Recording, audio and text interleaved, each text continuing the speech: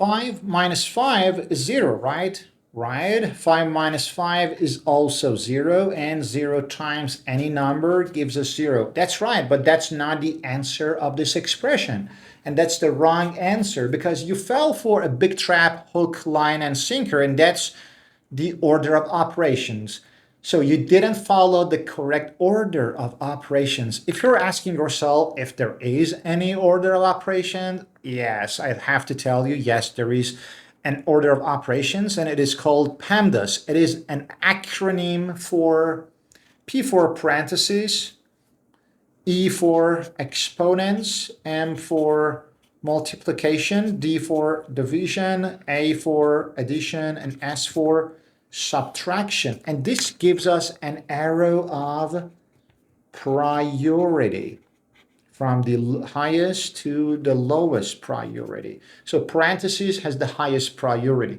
PEMDAS means that you must go for parentheses at first, then go for exponents, then go for multiplication and division from left to right, whichever comes first. They have the same priority. MD or DM doesn't matter. And again, go for addition and subtraction from left to right.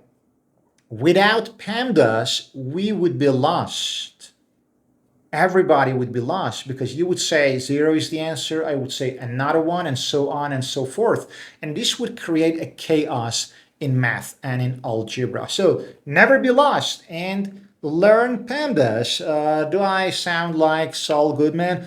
Every time I tell and I say this sentence, I feel I'm Saul Goodman, Better Call Saul. That being said, let's revisit our original problem. Do we have any parentheses in the original expression? No, we don't. Do we have any exponents? No, we don't. Do we have any multiplication? Yes, we do. So we must do this pair at first, then go for subtraction. So you assumed that these two pairs, these two digits are paired, but in reality, that was an optical illusion. So let's write it again. 5 minus 5 times 5 gives us 25, and then minus 5.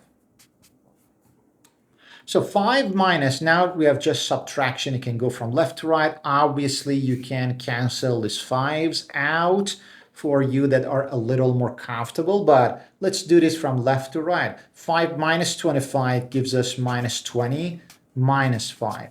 And minus 20 minus 5 gives us minus 25 again. And that's the only answer.